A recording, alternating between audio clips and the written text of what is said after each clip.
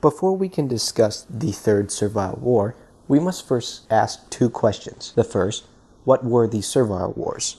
The Servile Wars were a series of servant rebellions against the Roman Empire. The first two Servile Wars focused on the island of Sicily from the years 135 BC to 100 BC. The second question we must ask is, who was Spartacus? We actually don't know much about Spartacus or really his background, but Spartacus was possibly born in the year 103 BC in the land of Thrace, a once powerful state having fallen into smaller states and individual clans. From what historians can gather, Spartacus possibly served alongside the Roman legions as an auxiliary, but in unknown circumstances, he was captured or arrested and was taken back to Italy to the city of Capua. In ironic circumstances, Spartacus was sold as a gladiator to Lentius Batiatus, owner of a gladiator school. Batiatus was a particularly cruel master. We don't know how long Spartacus stayed at the school, but we do know is that in the year 73 BC, Spartacus and 78 slaves successfully escaped and then massacred the guards that came after them. With Spartacus having escaped, he and his followers began ravaging the countryside, liberating slaves and gathering weapons and armor as they went. In this time, they possibly killed 1,000 Romans. At this time, the Senate did not believe Spartacus to be a serious threat, so as a result, they only sent half of their garrison legion, a force of 3,000 men, under the command of Gaius Glaber to crush this small uprising. By this time, the slaves had now numbered probably around 2,000. Needing a true leader, they elected Spartacus and 3 other men named Crassus, Oenomaus, and Gannicus to be his second, third, and fourth in command. Understanding that a Roman legion was on its way, Spartacus proceeded to Mount Vesuvius, where they made camp at the top of the mountain. But this was the first mistake Spartacus would make. Glaber, seeing this opportunity, encircled the mountain, intending to starve them into submission. But instead, Spartacus and his men gathered the vines at the top of the mountain and used them as ropes. During one night, they climbed down the mountainside and slaughtered the entire force, including Glaber himself. With this victory at hand, thousands of more slaves began flocking to Spartacus's army. However, the Roman Senate still refused to see this small uprising as a real threat, so they once again sent only a legion, 5,000 men, under the command of a man named Publius Varinius. However, Varinius made a critical error and divided his legion into 2 groups, 3,000 under his own command and another 2,000 under one of his legates, a man named Furius. Furius gave battle early before Varinius arrived and was defeated. Then Varinius launched his own attack against Spartacus and was also defeated. In total, Spartacus probably only lost about 500 men, while nearly the entire Roman legion were massacred, with the praetor Varinius only escaping with his life. With these victories at hand, Spartacus's numbers possibly grew to about 70,000. Spartacus spent the winter of 73 raiding the countryside and 4 major cities, Nola, Nuceria, Thurii, and Metapontum. At Metapontum, the Roman commander Commodus, with his Roman legions, gave battle. Not much is known about this battle, but Commodus's legion was completely massacred as a result of the battle, with himself being killed. Unfortunately for Spartacus, Oenomaus, one of his other commanders, was killed in the fighting. Although 19,000 Romans were killed in exchange for only around 1,000 slaves, Oenomaus' death was deeply saddened to Spartacus and his men. The year is now 72 BC, and the Senate had finally realized their error. This was no mere uprising. This was a full-on rebellion. So finally, the Roman Senate sent their consuls, Gnaeus Claudianus and Lucius Publicola, with 40,000 soldiers to finally crush Spartacus. Fortunately for the consuls, they hit a stroke of luck. Tensions had broiled between Spartacus and one of his commanders, Crassus, for unknown reasons, but likely due to the treatment of whatever prisoners were captured. As a result, Crassus took part of Spartacus's army, 30,000 Gauls, and began raiding away from Spartacus, while he himself, with likely 70,000, continued marching north toward the Alps. Seeing the opportunity, Consul Publicola marched his army to Mount Garganus.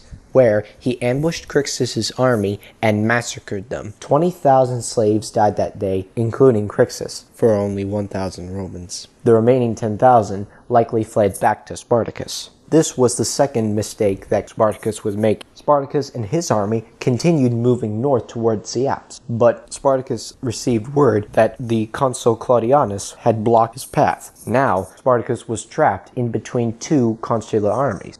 Claudianus, without waiting for Publicola, marched his army against Spartacus, and as a result, suffered a humiliating defeat, losing half of his army compared to only around 2,000 slaves. While Publicola quickly marched his army to aid Claudianus, Spartacus then turned with his army and attacked Publicola, who also suffered defeat with losing half of his army, probably 9,000 men, while Spartacus only lost 2,000.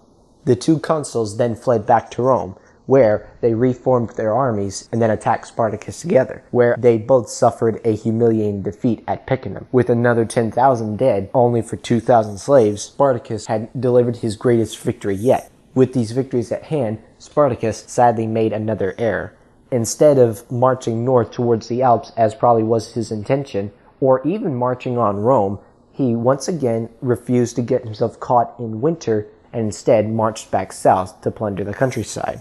The year is now 71 BC, and the Roman Senate was in terror, fearing that Spartacus would destroy their own empire from within. The Senate desperately needed a victory, and so stepped in a man named Marcus Crassus, and he decided to finance his own army to defeat Spartacus. The Senate approved his position for praetor and was given the remainder of the consular armies, totaling about 50,000 men. However, with the previous victories, Spartacus had an estimation numbers over 100,000 men, outnumbering them at least 2 to 1. So Crassus decided to discipline his men to fear himself more than Spartacus. Once he had done this, Crassus set out with his army to defeat Spartacus. However, Crassus made an error and sent one of his legates, Mummius, with 10,000 men to hinder Spartacus's rear. However, Mummius, likely seeking glory from himself, decided to disobey orders and attack Spartacus instead of harassing him, and as a result, suffered a massive defeat, losing half of his army, killing 1,000 slaves. However, Spartacus actually feared facing Crassus's army, still numbering about 45,000 men, compared to his now 80,000. Unfortunately, Spartacus made another mistake, and instead of deciding to engage or outmaneuver Crassus's army, he instead fled south, ironically, to the island of Sicily, and Crassus gave chase. Minor skirmishes between the two factions continued until finally Spartacus's army reached the southern coast, where he attempted to negotiate with pirates to ferry at least 2,000 of his men, hoping to reignite rebellion in Sicily. However, this was also another mistake. While he was still negotiating with the pirates, Crassus built a fortification across the entire peninsula to block Spartacus's escape, and in unknown circumstances, the pirates betrayed Spartacus and sailed off without warning. Now realizing he was trapped on the southern peninsula, Spartacus launched a deadly assault against the breastworks. However, he suffered his first defeat against Crassus, and as a result lost at least 7,000 men. In comparison, probably around 500 Romans were killed. At first, all seemed well for Crassus. However, a snowstorm rolled in and blocked the Roman view. Seeing that God had now intervened and was on his side, Spartacus marched part of his army successfully over the barricade and escaped Crassus. However, Spartacus left one of his commanders, Gannicus, with 20,000 men still entrapped.